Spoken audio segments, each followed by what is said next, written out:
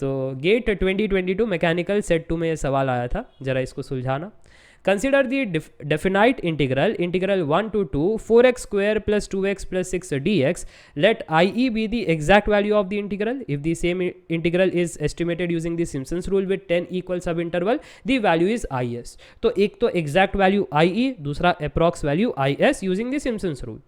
अब पूछ ये रहे हैं the percentage error which is defined as like this. Very good, तुमने तो यार फॉर्मूला तक दे दिया।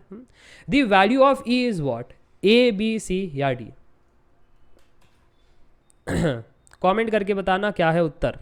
एक बच्चे ने मेरे को मैसेज किया था कि सर ये क्वेश्चन को देख करके 2 मार्क का सवाल था सर, देख करके मुझको आंसर क्लिक हो गया, 1 सेकेंड में आंसर हमको क्लिक हो गया कि इसका आंसर डी है।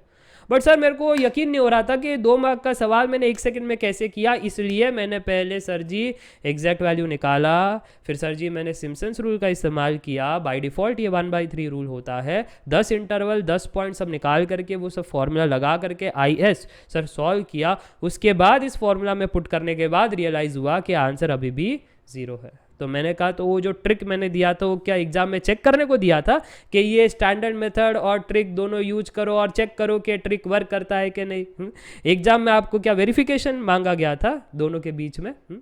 तो अगर आपको ट्रिक्स आते हैं, कंसेप्ट क्लियर है, तो सीधा आंसर मार्क करो। आप ये सब कैलकुलेशन में ना पढ़ो। देखो अभी भी बच्चे सॉल्व नहीं कर पा रहे क्योंकि कैलकुलेशन में पड़े हुए हैं। मैंने सिम्पसन्स, हाँ ये देखो कान्हा जी को अब याद आ रहा है। तो स्टैंडर्ड मेथड तो अभी अभी आपको स्टोरी के माध्यम से बताया दैट वो सॉल्व कर रहे थे और सॉल्विंग में लग जाता है 3 मिनट। सो IE सॉल्व करना तो आसान है क्योंकि वो एग्जैक्ट सोल्यूशन था। एग्जैक्ट सोल्यूशन निकालने के लिए सॉल्व इंटीग्रेशन। बट फिर वो जो दूसरा था IS अप्रॉक्सीमेशन, ये टाइम टेकिंग है। ये सिम्पसन्स 1/3 रूल के हिसाब से आपको करना है क्योंकि बाय डिफ़ॉल्ट सिम्पसन्स 1/3 रूल होता है। फिर उसके बाद आपको परसेंटेज एरर निकालना है टू गेट दी आंसर। कर सकते हो, होमवर्क है, सेम आंसर आएगा। बट मेथड 2 थोड़ा सा प्यारा मेथड है। मेथड 2 ये कहता है ये सब सॉल्विंग के चक्करों में क्यों फंस रहे हो। यहाँ पर आप सिंपली कह दो दैट IE इज इक्वल टू IS। सर क्या कहना चाहते हो आप? IE यानी एग्जैक्ट सोल्यूशन, IS यानी अप्रॉक्स सोल्यूशन, ये दोनों सेम है। यस मैं यही कहना चाहता हूँ that exact solution is approx solution using Simpson's 1/3 rule when function has degree less than equal to 3।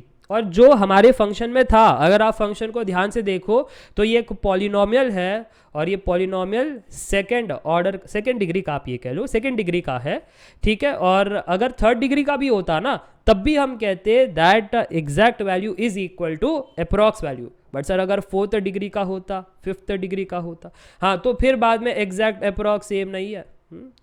Exact approx same नहीं है।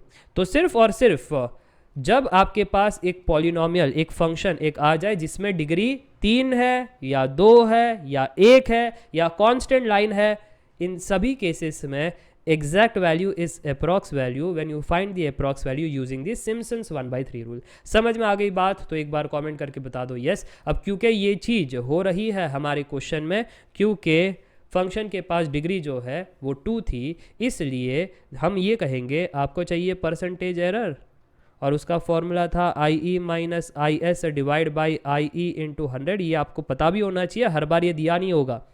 ऐसे सवाल हमने पहले भी सुलझाए हैं, परसेंटेज एरर के सवाल प्रीवियस पेपर्स में पूछे गए हैं।